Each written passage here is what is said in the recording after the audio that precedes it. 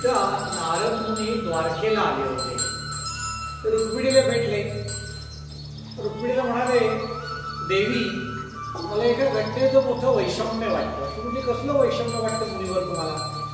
ते म्हटले, तुझे प्राणनाथ, तुझे कपिराज आणि जगदीश्वर जे आहेत भगवान श्रीकृष्ण, ते सर्व राधे राधे राधे राधे असा जप करत असतात. खरं तर पत्नी तुम्ही तुमचं नाव घेतलं पाहिजे, सांगतो राधेचं नाव घेतात, ते मला वैषम्य वाटतं. कुठल्या पत्नीला आवडेल आपला पती दुसऱ्याचं नाव घेतो इथे? ते ऐकून रुक्मिणी विचार करायला लागली की माझ्या असं काय कमी आहे, असं माझं प्रेम कुठे कमी पडतंय की माझे प्राणनाथ काय राधेचं नाव घेत असतात असं मुनीवर म्हणतात. इकडे तिच्या प्राणनाथांनी म्हणजे लीलाधारांनी लगेच लीला रचली होती आणि त्यांनी अचानक पोट दुखी सुरू केली. त्यांचं पोट विलक्षण दुखायला लागलं. श्रीकृष्णांचं भगवंतांचं पोट खूप दुखायला लागलं. ते पिढेने एकदम त्रस्त झाले, आई आई आई करायला लागले. सगळ्यांना कळलं की नाथांचं पोट दुखतंय जोरात, त्यांना वेदना अतिशय होत आहे. आता काय करायचं? रुक्मिणी गेली जवळ. ते प्राणनाथ, हे भगवंत, तुम्हाला खूप त्रास होते असं स्वच्छ दिसतंय, त्याचं औषध तुम्हीच सांगा. म्हणजे अगं द्वारकेत तरी मला औषध दिसत नाहीये. असं औषध आहे तरी काय जे दुर्लभ आहे, पटकन मिळण्यासारखं नाहीये, तुम्हाला वेदना सहन करायला लागलाय. मला ना कुठल्याही माझ्या भक्ताची चरणधूल पाहिजे आहे. ती जर माझ्या अंगाला लावली, त्यातला कण जर माझ्या जिभेला लावला, तर माझी ही वेदना लगेच दूर होईल. रुक्मिणी विचार करायला लागली, माझं तर सर्वांग कृष्णासाठी आहे, पूर्ण मन माझं कृष्णासाठी आहे. मी त्यांची भक्तीच आहे, भक्तीच करते आहे. पण मी जर चरणधूल दिली त्यांना तर पाप लागेल मला, कधी नरकास्वाद व्हावा लागेल. तर पतीला चरणाची धूळ द्यायची, ती विचार करायला लागली आणि तिथून बाजूला झाली. थोडे मुनीवर तिथे आले, नारद मुनी. त्यांना बघवेना भगवंताचं दुःख. ते भगवंताला म्हणाले, भगवंता, खूपच वेदनाने तू त्रस्त झाला आहेस आणि वैद्यांच्या औषध निष्फळ ठरताय, तूच सांग काय औषध तुझ्यासाठी उपयोगी आहे.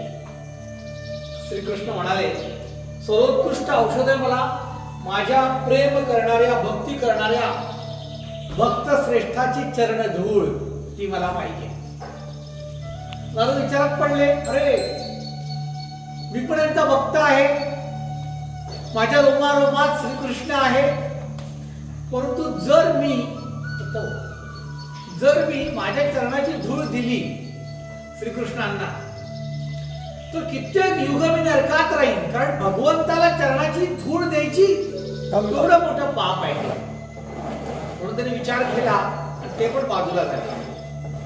श्रीकृष्ण ते वेदनेत त्रस्त आहे. मग नारद मुनींना सांगण्यात आलं की तुम्ही इथे काही जमत नाहीये, इथले भक्त काही चरणधूळ देत नाहीये, तर जाऊन बघा तुम्ही तिकडे गोकुळामध्ये. आणि नारद मुनी वायू वेगाने आकाशातून पाठवून गेले गोकुळामध्ये. आणि गोकुळामध्ये गेल्यावर भगवान श्रीकृष्ण असे बोलू लागले. शेकड्यात गोपिका गोप जे आजूबाजूला गाईला चारत होते, कोणी दूध काढत होते, कोणी घरची शेतीची कामं करत होते. तर श्रीकृष्ण आवाज ऐकायला आला. त्यांच्या मनात सुद्धा श्रीकृष्ण होता, आवाज सुद्धा श्रीकृष्ण होता. धावत पळत सगळेजण गेले.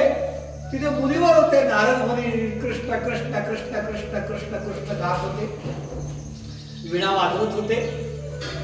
दोन भक्तांचा मिलाप झाला. एकीकडे गोकुळातले गोप गोपी, एकीकडे द्वारकेतनं आलेले आणि त्रिभुवन फिरत असणारे भक्त श्रेष्ठ नारद मुनी. आणि नारद मुनींनी पाहिलं सगळे भक्त एकवटलेले. असं म्हणतात की ज्या ठिकाणी दोन भक्त एकत्र येतात तिथे भगवंत सुद्धा आपोआप येतो. त्यामुळे नारद मुनी सारखा भक्त श्रेष्ठ, गोप गोपिकांसारखे भक्त श्रेष्ठ नरोत्तम एकत्र आले, तेवढं असमंत कृष्णमय झाला. आणि त्या गोपिका म्हणायला लागल्या, हे मुनीवर, हे मुनी श्रेष्ठ, हे धर्मात्मा, हे मुनी, आमचा कृष्ण कसा आहे? तुम्ही त्या कृष्णाकडनंच आलेला असणार. म्हणजे तुम्हाला मी काय सांगू, नारदाला आठवलं कृष्णाचं पोट दुखणं, त्याचा तो व्याकुळ चेहरा, त्याचे ते सतत वेदना सहन करणं. नारदाच्या डोळ्यातून पाणी यायला लागलं. गोपिका ओक्साबोक्सी रडायला लागल्या, घाबरल्या. काय झालं आमच्या देवाला, काय झालं आमच्या भगवंताला, काय झालं लीलाधराला, काय झालं पुरुषोत्तमाला, आम्हाला सांगा, आम्ही व्याकुळ झालोय. नारद मुनी डोळ्यात असं उघडून म्हणायला लागले, कृष्णाला खूप खूप वेदना होत आहेत, त्याचं पोट खूप दुखतंय आणि कुठलंच औषध त्याला उपयोगी पडत नाहीये. हे कसं काय शक्य आहे? त्या गोपिका म्हणायला लागल्या, कारण द्वारकेमध्ये तर काहीही कमी नाहीये. द्वारकेमध्ये काहीही समोर येणार, द्वारकेमध्ये त्याने समोरून गेलो, द्वारकेमध्ये काहीही कमी नाहीये. अनेक वैद्य त्या ठिकाणी आहे, तर कसं काय कमी पडेल, कसं औषध मिळत नाहीये? आणि अशा आणीबाणीच्या प्रसंगी तुम्ही गोकुळात कसे काय आला? काय आमच्या गोकुळामध्ये आमच्या प्राणनाथासाठी औषध आहे, आम्हाला ते माहितीये, आम्ही देऊ शकतो, आम्ही मदत करू शकतो. व्याकुळ झालेल्या गोपिका म्हणायला लागल्या. नारद म्हणाला, एक गोष्ट अशी आहे की जी तुमच्या सर्वांकडे आहे. काय गोष्ट आहे ती?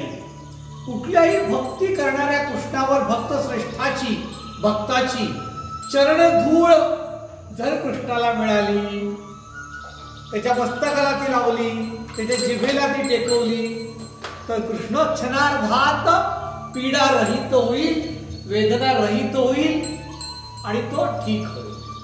अरे मग कशाला तुम्ही वाट बघताय? आधीच सांगायचं, इतके क्षण इतके मिनिट वाया का घालवले? बराबर प्रत्येकीने चरण धूळ काढायला लागल्या, तर तिथे मातीमध्ये फिरत होत्या, काम करत होत्या, भरपूर धूळ होती, ही घेऊन जा. अहमहिका लागली सगळ्यांमध्ये. नारद मुनी म्हटले, अरे तुम्ही गडबड करताय मोठी, जरा विचार करा. युग युग पापात तुम्हाला नरकात राहायला लागेल, पापाच्या राशी तुम्ही उभ्या करताय. अरे तुमच्या चरणाची धूळ तुम्ही त्रिखंडचा स्वामी असणाऱ्या आता लीलाधर श्रीकृष्णाला देताय, पाप लागेल पाप. शतकानुशतक तुम्ही राहाल नरकामध्ये तरी पाप घडू शकणार नाही, कारण तुम्ही धूळ चरणाची देताय साक्षात भगवंत श्रेष्ठाला. अरे गोपिका रडत म्हणायला लागल्या, युगाने युग काय, जोपर्यंत चंद्र सूर्य आहेत तोपर्यंत आम्ही राहू नरकामध्ये, परंतु आमच्या श्रीकृष्णाची किंचित सुद्धा वेदना आम्हाला सहन होणार नाही. आणि त्यांनी चरणधूळ काढली, सगळ्यांनी नारदाच्या सुपूर्त केली. तिकडे कृष्ण हसायला लागला आणि दूरवरून शेकडो हजारो योजनांवरून श्रीकृष्ण रुक्मिणीला घेऊन ही लीला दाखवत होता. रुक्मिणीने ते पाहिलं, पाय धरले कृष्णांचे, म्हटले, तुम्ही मनामध्ये गोकुळातल्या गोपिकांचं गोपांचं स्मरण का करत असता आणि राधे राधे का म्हणत असता, त्याचा उलगडा मला हे प्राणनाथ, हे वीरश्रेष्ठा पूर्णपणे झाला आहे. नमस्कार. जय श्रीकृष्ण, जय गोमाता, वंदे मातरम. एक मुखाने म्हणूया, भारत माता की जय.